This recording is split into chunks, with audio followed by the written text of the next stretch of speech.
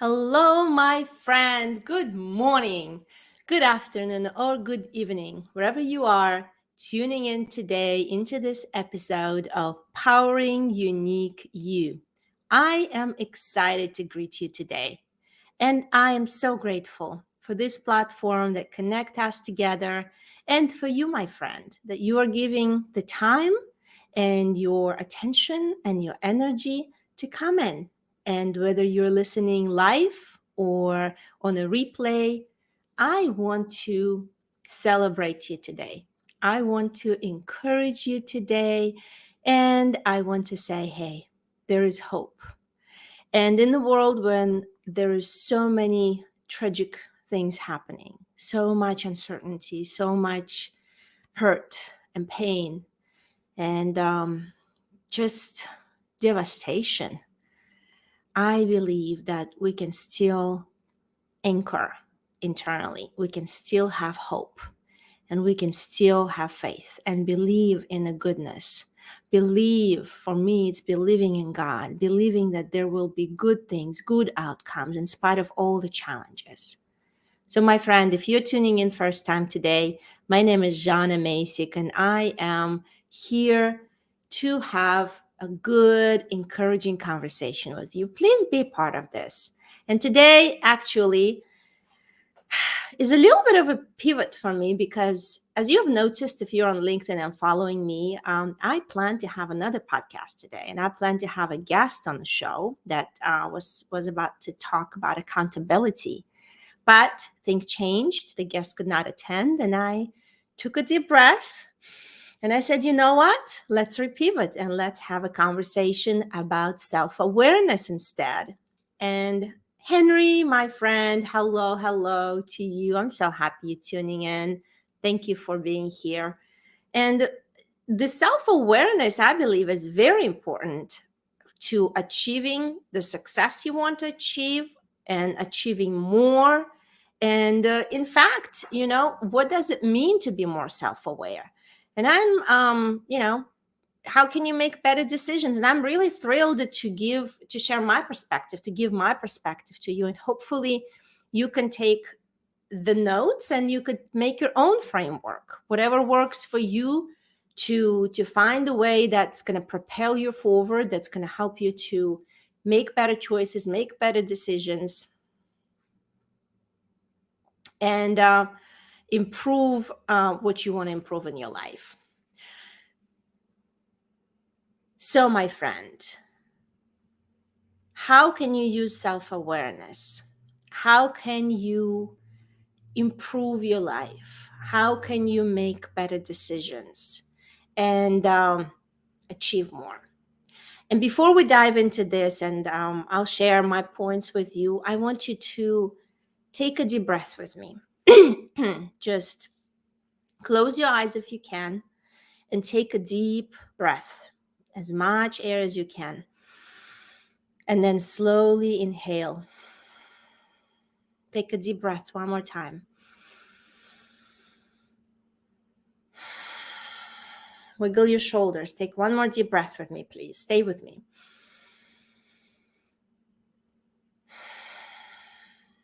And as you're doing this, I want you to notice your body. Notice where in your body's calling for your attention. Where is the tension? Where is the strain? Where is the heaviness?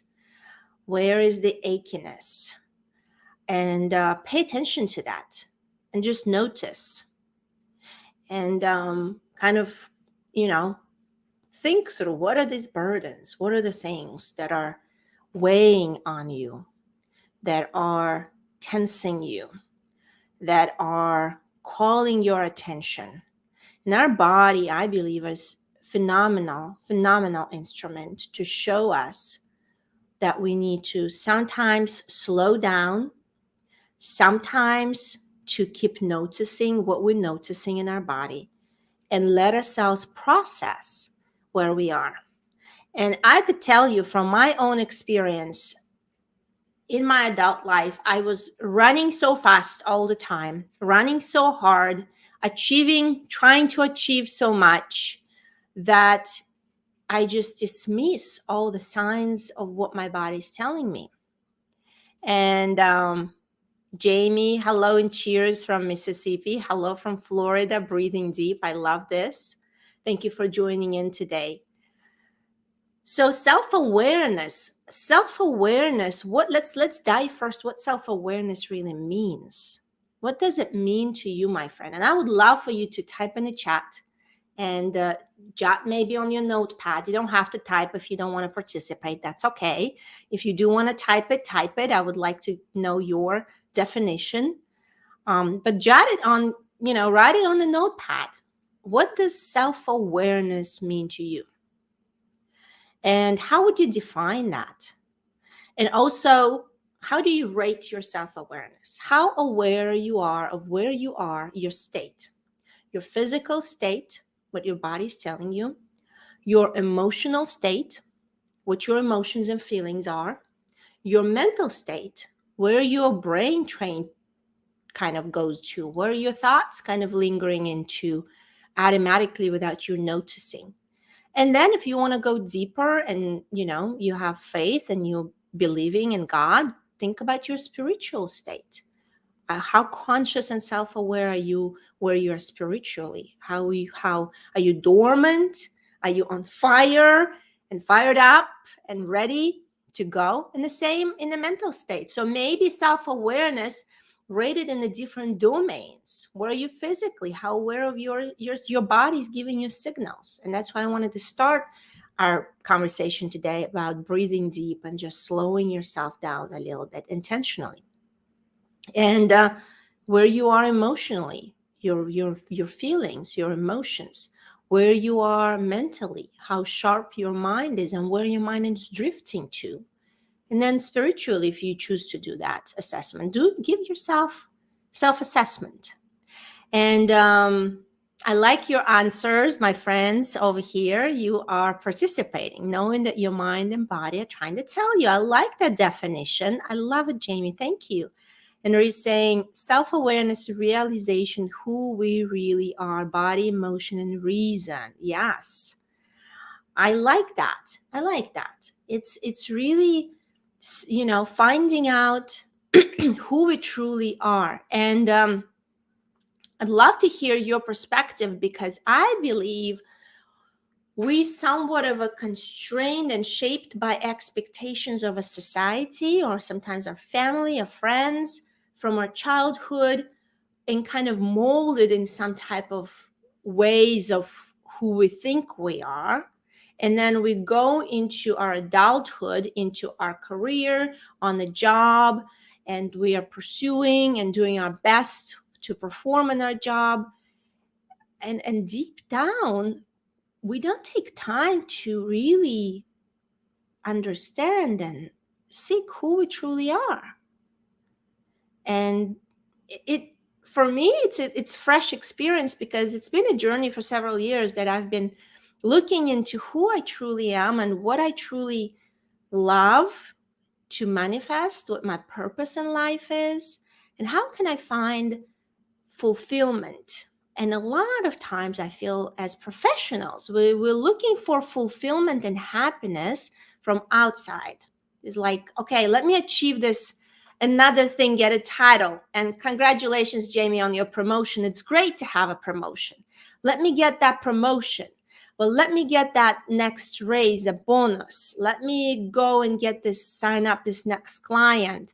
Henry, let's go win this next big account, and we seem to be chasing all of those good things externally, just to find that internally there's some type of a void, there's some type of a emptiness. And how do we fill that emptiness? How do we find that what really helps us to feel fulfilled and generated happiness from internal source, from within? And that's what really self-awareness to me is, being aware what really who you truly are, like Henrietta's definition.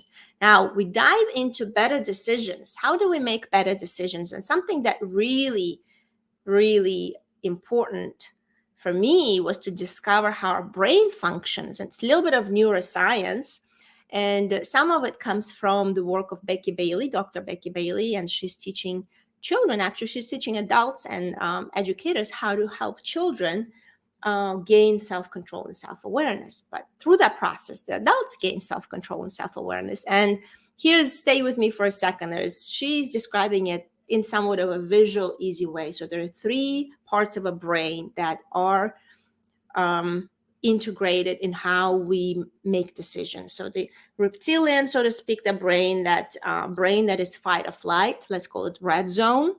So when you get stressed, anxious, worried, angry, frustrated, you automatically tossed into that survival red zone brain. And it's literally in the back of your head.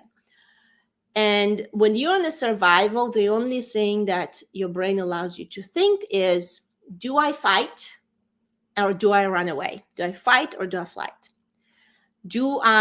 How do I figure out my survival?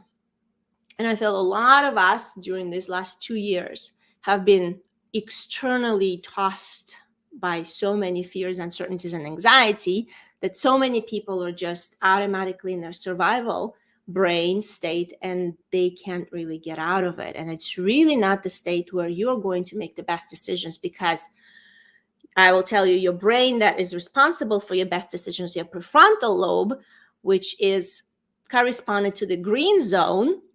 And that is really where you are feeling safe, you're feeling loved, you're feeling that all is well, and you can calmly laser focus on what is the best next action will be for you. You will find solutions that are out of box. You think through things, you navigate through things, you implement new solutions, you find new ways, and you're going to have to be in that green zone, which is a prefrontal lobe. But when you're in a survival, there's no way you can have access to the prefrontal lobe.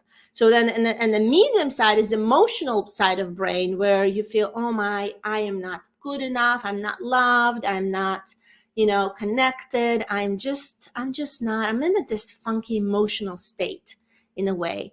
I just don't feel that people get me. I don't feel I have good relationships. And a lot of people, although they achieve things, but they're very hard on themselves, and they're also very hard and judgmental on others. So it's a kind of a yellow zone, probably a little bit better than survival, but still not going to give you the best decision making. And being aware of where you are and why it comes into self-awareness is being aware of what state you are. Are you in the red state? Are you in the yellow state? Or are you in the green state? Is instrumental for you to make better decisions. Because if you know that you're in fight or flight, you're about to fight with your spouse. Hey, it does happen, right?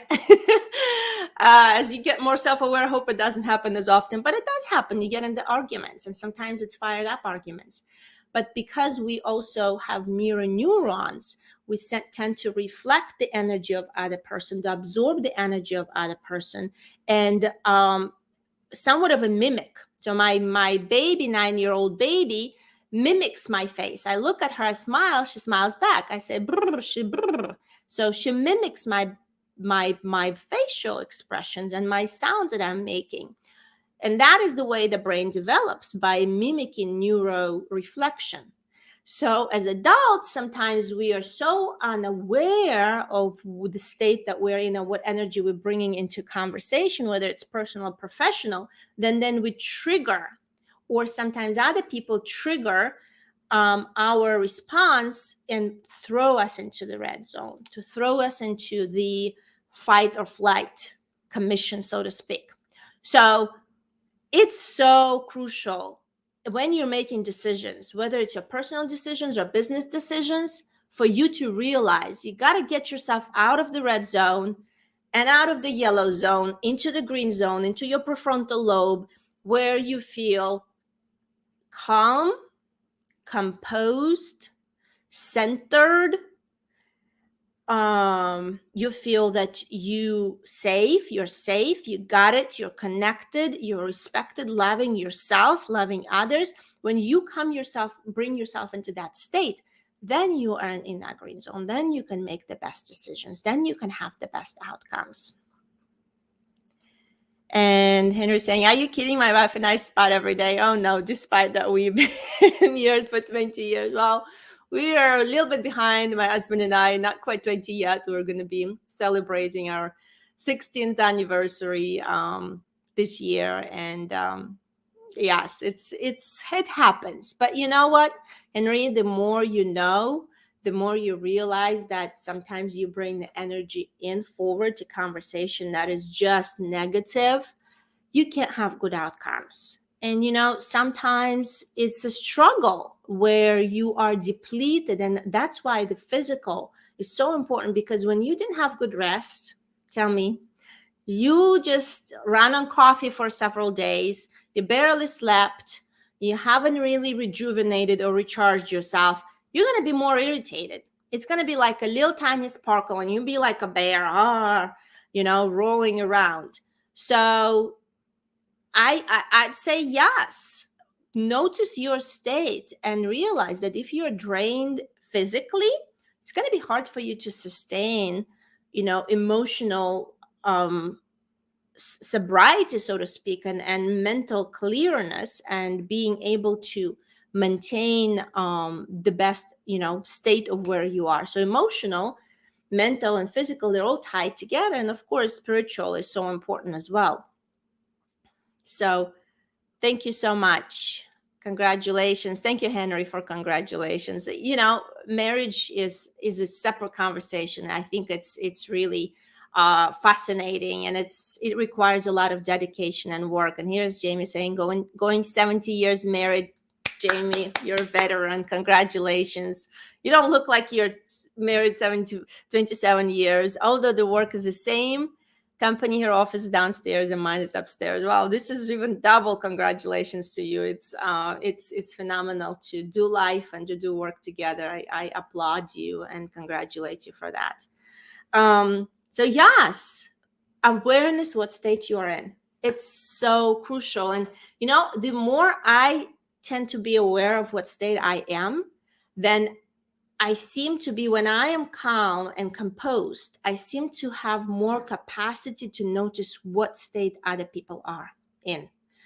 And when I am calm and composed and in my green zone, so to speak, prefrontal lobe, when I'm centered, when I'm, feel I'm rejuvenated, I gave myself time and permission to breathe, to, let go of my anxieties and center myself, then I'm able to give more care and more attention to those that are around me. I could sense that maybe my husband is a little off today, but I'm not going to fire up on him because I know he's tired. He's worked extra shift, and I'm just going to give him a little bit more grace and just, make it a joke and say, hey, honey, you seem to be tense. Let me just rub your shoulders. Maybe it is in the meeting and the client is very agitated, and you kind of, you find a way to encourage, you find a way to uplift. Maybe to kids, raising kids is tough. Being a parent is a toughest job that I feel each one of us don't really get, even though we can read books and everything else in the world. There's still not a specific manual that come for our own kids. So it's a toughest job. And sometimes empathizing with your children is not an easy thing to do. Especially, Henry, I know with the special kids that have some challenges, they have some, difficulties, that struggling with some simple things in life. It's tough and it's hard, but when you give yourself empathy and encouragement and fuel first, when you bring yourself into the state of uplifted, feeling encouraged, feeling hopeful, feeling grounded, not running yourself off low on energy, but feeling energized, then you can give more to your kids. Then you can instill and share more love, more encouragement with them, because that's what ultimately, they need and deserve from us as parents, to give them the best we can be as parents, to give them encouragement and support them on that life journey that looks different for each of our children with their own quirky personalities. So it's really Yes, it's really important. I feel self-awareness is also finding the state. Something that I just went through and I wanted to share with you how to achieve more. Before I share, I'll say a little bit on achieving more. And achieving more, you think about it, and I would say a question. What does achieving more mean to you? And you can share that in the comments if you'd like to, but you could write it for yourself. Achieving more, what? So, what do you want to achieve more in your life? And that takes a little bit of a pause for me, because for many years, for me, achieving more was achieving awards from my work, achieving recognition from my clients, getting 5 out of 5 stars, getting recommendations from my clients, wavering comments, wall of fame. I've received those numerous times and I felt good. I achieved, I've worked hard for it and it's all awesome. It's all great. But then after all, if you look at who you are, 40, 50 years from now, at the end of your life, when you're healthy, wise you that is older, much older, looking back at your life and considering what would you really be proud of? What would really matter to you then? Looking at meeting your future self and having a conversation with your older, wiser self. In a good health and positive person, the older, wiser self, what advice would he or she give you to say what achieving more of what really matters to you? Looking back at it, was it really mattered to you? How hard you worked? Maybe it was, and maybe that's what you really want to thrive for, and go after that. And that's nothing wrong with this. But what would really mean to you to achieve more? And I want to just have you ponder on that. And hey, Henry saying congratulations to Jamie. Jamie, congrats on your promotion. Very excited. Yes, valuable lesson. Jamie is sharing valuable lessons. Someone told me really long ago, when someone gives you a piece of your mind, it take a piece of their heart. That's very sweet. That is true. I agree. It's very sweet. Well, thank you so much for cheering each other and having such a good conversation today. I'm really grateful for you, gentlemen. And I want to share something about mind exercises, okay? Mental fitness. All right. And Jamie, you've heard a little bit I've shared before, but I want to share, how does this apply to the awareness and our topic of our conversation? Self-awareness. How do you know? How do you use your self-awareness to make better decisions and achieve more? So better decisions, we talked about it. It's really where you are, the state of your brain, what state you are in. And then achieving more, what does it really mean to you to achieve more? And I like that Henry is tying in. Typing in achieving more means helping out more, being there for people more, sharing my knowledge, and finally doing more sports and being healthy more. I love this. I love this achievement, plan checklist. This is awesome. Congrats. This is really good. I love this. So how do we do this? And a little tip for you, very simple tip. Something that I've learned in the past 8 weeks and something that I'm going to be learning deeper in the next 6 months is about mental fitness. And mental fitness is a term put together or, kind of invented together by a gentleman called Shirzad Shamin. Very amazing gentleman. You can find him and read about him. He also created a company, Positive Intelligence. And in a nutshell, very simply, it's how do you want to stay fit physically? You can't lay on the sofa, Henry, watch a TV, and expect to get fit. It really doesn't work like that, right? You gotta have to go find yourself probably a trainer. You either do it, online and do exercises at home, and it has to be some kind of weightlifting, some kind of cardio work, whatever work it is that is going to fit your plan and your goals for physical fitness. Or you're going to have to go to gym. In some places their gym is open and some's not. So whatever it works, but you're going to have to dedicate to be active physically to get fit in some capacity every day or every other day, preferably every day, because if you're not doing that consistently, then probably you're not going to get great results. So concept of mental fitness is very similar as you want to try to body build your muscles. In the same way, in our brain, there are neural pathways. There are, so to speak, brain muscles, so to speak, that are activated every time we think a certain way or we feel a certain way. Those neural pathways are built over time, over and over and over, and strengthening. So if you think and let your thoughts run about certain things or certain themes or certain ways about yourself or others, you're strengthening that neural pathways. So the way how to rebuild the neural pathways in a way to strengthen the right pathways that you do want to build, which are positive, optimistic, solution-oriented, good decision-making oriented, you're going to have to use your self-command power. And in a nutshell, the self-command power is your power to really deactivate in a way your brain by paying attention to your physical senses. So a very simple one, I could give you a couple, okay? So very simple exercise that you could try by yourself. And I will also put a link on Positive Intelligence. It's called Positive Intelligence Gym. You could actually go on that website, and Shirzad is giving you some of the examples on that online as well. So one of those is you close your eyes, and as you breathe in, you sense the temperature of the air that comes in your nose. And as you breathe out, you sense the temperature of the air coming in from your nose. And you do that simple exercise by just focusing on that sensation of your air and the temperature that you're breathing in and out. Okay, so this is very simple, very simple. Then another very simple exercise is you feel the ridges on your fingertips. You just rub the ridges, you feel them, and you really focus your mind on what this feeling sensation look like. How does it feel for you to feel the ridges of your fingers?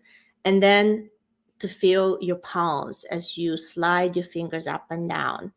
And when you give yourself, and there's an array of different kind of exercises like this that help your brain to quiet down and bring you into the state of feeling calm and centered. And this is something that you could do before you dive into an important meeting, before you go into a conversation, before you go into presentation. So instead of being all anxious about how this conversation with the client is going to go in a minute, you can take literally 2 minutes to give yourself that boost of self-command to bring shift your attention from being anxious, worried, or frustrated into being clear and calm and centered by doing this simple exercise. Isn't it really phenomenal? And for me, as I was practicing this for the past 8 weeks, and this is like any muscle, you're going to have to practice that more.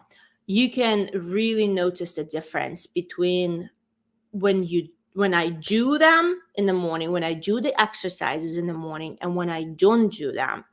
It's just such a big difference in how I feel internally. It's not necessarily noticed externally, but my internal state is different. And I think the more I'm bringing myself a little bit more to building my self-awareness, a day at a time, I am also noticing that I'm feeling when I'm getting anxious, when I'm getting this, oh my goodness, I have to run, I have too many things to do, I have to do this, I have to do that, because I've always lived in that kind of anxious state internally.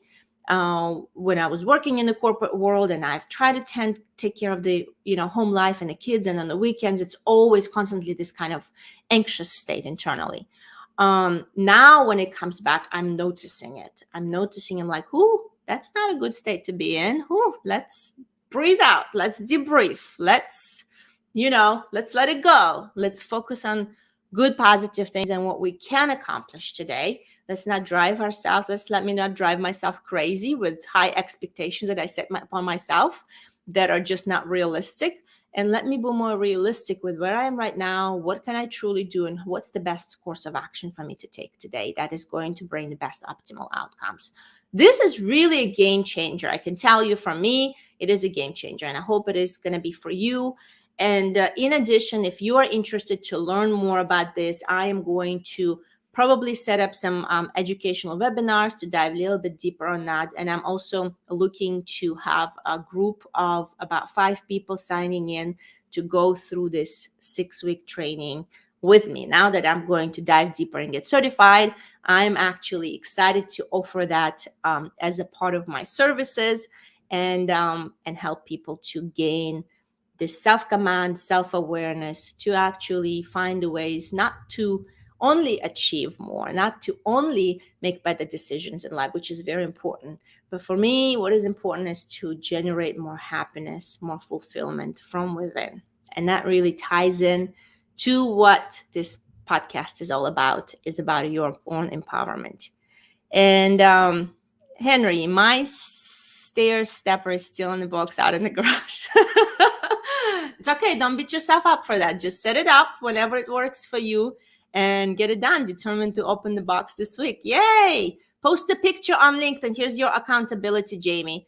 I did pick weeds all day Saturday, and my hamstrings agree. Well done. You see, you focused on what you chose to focus, and move forward with what you want to accomplish in your physical fitness. And I invite you to explore, to start exercising your mental muscles as well, to gain that mental stamina. Because as I was listening to Brendan Bouchard, one of the greatest coaches out there for high performance, he mentioned that in his study over 20 years, the biggest way to rate a success of achievement, or rate how successful people would be, is to find out how strong or how well developed is their stamina, is mental stamina and emotional stamina. And it's really about the strength of your self-command in the heated situation, in a difficult situation, in a frustrating situation. How quickly can you pivot, and being laser focused, calm, and centered to think through circumstances and to make the best decision. That is really what it is. It's a self-command. It's also, for me, it's really finding a way to be centered, and finding ways to be fulfilled and happy internally. And that's really important. I think we forget that happiness and joy is important, so important in our life. And Henry saying, training together with a friend or coach gives better results than going it alone. Go for Jana and get certified. Many of us will benefit from it. Yes, it's going to be an interesting process. It's a 6-month process, but while I'm going through certification, I can actually work with clients kind of a pivotal way, get my testimonials, and I cannot wait. I have several people that are interested right now, so I'm looking to get my first group started probably middle of April. So if you want to sign in for a first group for the first trial to go through the program, reach out to me, let me know. Or if you want to, maybe right now is not the best time. If you want to do that later, it's going to be running probably every 7 weeks. So I'm going to sign up about 5 to 6 people into the program, run for 7 weeks, and then I will open up registration again. So it's going to be on an ongoing basis. So if you think that this is something interesting for you or for someone that you love, for me, I think as a woman, as a mom, as a parent, it is absolutely has shifted and changed how I function and how I exchange conversations with my children, because it gives me awareness, it gives me more empowerment to find when somebody's flip-flopping, like I had my son flip-flopping and being frustrated and almost like, you know, you may have had these moments, Henry, because I did not cook his favorite breakfast. And it was just the end of the world for him because I did not cook his favorite breakfast because I wanted to take it easy this morning. I said, I want to have an easy flowing day. Well, my morning was not as easy flowing because he demanded his breakfast. It's a certain pies that he loves, and it takes me about 30 minutes to prepare them. And he did not want to eat cereal, and he rejected the bagels that he loved. So on the personal note, it was a tough situation, but I had to stand up to that and said, no, you're going to have to take a deep breath, and you're going to have to process the upset and, pick what you've got, pick what I'm offering to you. But it was difficult for him. And reflecting back after it all was done and he finally settled down, and it took him some time, about 15 minutes, to finally breathe and debreathe and accept that things not going to go his way. Then after dropping them off at school, I was thinking and realized, what could I have done differently? What could I have done to make it more easier and maybe diffuse it quicker instead of going through this like back and forth over 15 minutes? Not that I've lost my composure, but what could I do differently? And for me, I think it was maybe I could just offer him a hug and just empathize with him and just say, hey, it's so hard. It's so hard when you want something and you just don't get it. And give him this empathy and love and proximity and hugs, because touch is very important for him. He wants to be hugged a lot, to be reassured a lot. And I just didn't have a capacity in the morning for that. But reflecting on it, maybe if I would have approached that, maybe it would have helped him to diffuse quicker. And that's a learning process. We learn as we go. So hopefully next time he has a meltdown, I've done my mental brain gym exercises, and I have more capacity to deal with that kind of, flip-flopping situation. But I didn't do my pick your exercises in the morning. I just got up and okay, let's get going, let's get ready. And I've noticed that it shifted the perspective for me, shifted my state in a way that I did not have that enough capacity to meet that challenging situation the way I would love to meet it. And that's just a reminder that if you're coming into a situation unprepared, then you'll have probably little capacity to deal with unexpectancies. And that's really what it is about it. Life is always unexpected. And I agree, Henry. You know what it means. I mean, you have challenging, some difficult children.